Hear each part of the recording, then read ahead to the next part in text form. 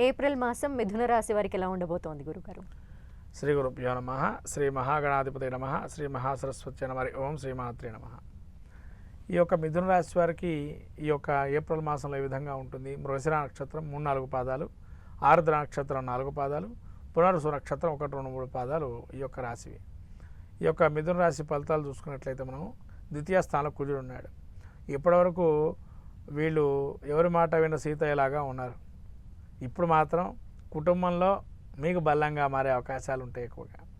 అంటే ఇప్పటివరకు మీ మాట అందరూ వినాలన్నారు, ఇప్పుడు వాళ్ళ మాట మీరు వినే పరిస్థితికి వచ్చారు. ఈ నెల నుంచి జాగ్రత్తగా ఉండాలి, అందుకని అందరినీ గౌరవించాలి.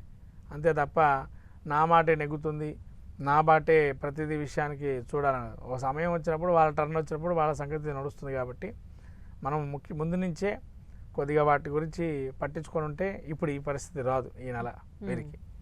కాబట్టి చతుర్థంలో కేతువు, కాబట్టి విద్యార్థులు కావచ్చు లేదా పెద్దవాళ్ళు ఎవరైతే ఉంటారో వాళ్ళతో జాగ్రత్తగా ఉండండి. వాళ్ళ అనారోగ్యం వచ్చే అవకాశం ఉంటుంది పెద్దవాళ్ళకి. తర్వాత చదువులో కొంత వెనకబడే అవకాశం ఉంటుంది. కాబట్టి చదువుకోవటం అత్యంత విలువైనటువంటిది ఇప్పుడు కాలంలో. కాబట్టి చదువు మీద ధ్యాస పెట్టండి, మిగతా విషయాల మీద ధ్యాస తగ్గించుకోండి. తర్వాత ఇంకోటి ఏంటంటే వీరికి ఎక్కడైనా ఆకస్మిక ప్రయాణాలు జరిగే అవకాశం ఉంటుంది. ప్రయాణాల్లో చాలా జాగ్రత్త వహించండి. మీరు ఏ విధంగా వెళ్తే సేఫ్గా వెళ్తాము అనే దాని గురించి ప్రయత్నం చేయండి. అంతే తప్ప కొంత రిస్క్ తీసుకొని మీకు కొద్దిగా పడని సమయంలో వెళ్ళటం అంటే కొంతమందికి వేడి పడదు, కొంతమందికి గాలి పడదు. అంటే వాళ్ళు సమయాన్ని ఏ విధంగా వెళితే మనకు సేఫ్ జోన్లో ఉంటే ఆ విధంగా ప్రయాణం చేసుకోండి. ఆకస్మిక ప్రయాణాలు ఉన్నా కూడా అలా వెళ్ళడం మంచిది. తర్వాత శని వీళ్ళకి 10వ స్థానంలో కొద్దిగా వృత్తిపరంగా స్ట్రెస్ ఫీలింగ్ ఎక్కువ ఉంటుంది.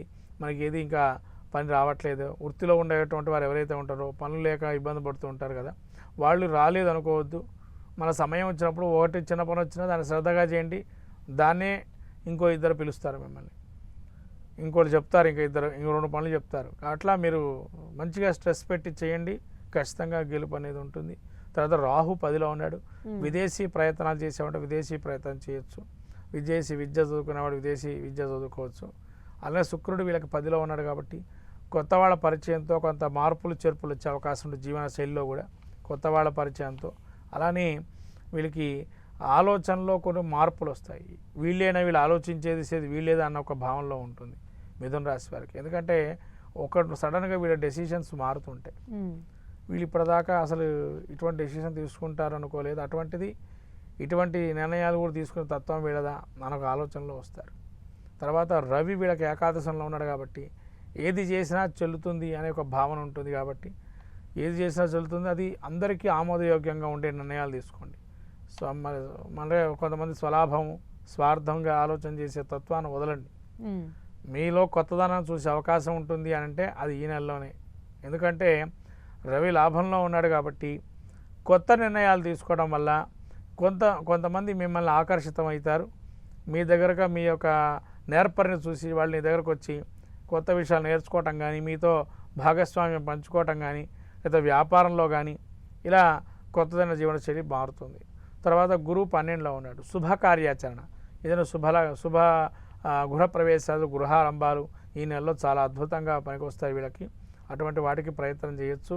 కొత్తవైనా కొనుక్కొని ప్రయత్నం చేయొచ్చు. ఈ మాసంలో వీళ్ళకి కొంత అద్భుతమైన కాలంగా చెప్పవచ్చు.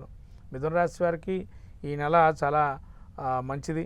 ఎందుకంటే మళ్ళీ ఇటువంటి మాసం మళ్ళీ వీళ్ళకి ఇప్పట్లో రాదు, ఇంకొక 4-5 నెలల తర్వాత పడుతుంది. కాబట్టి మిథున రాశి వారు ఈ నెలలో కొన్ని ముఖ్యమైన కార్యక్రమాలు చేపట్టవచ్చు. ఓకే, ఇంకా మంచి ఫలితాల కోసం ఏం చేస్తే మంచిదంటారు?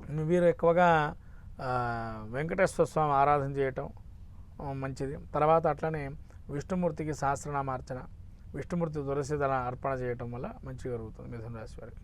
ఓకే గురుగారు.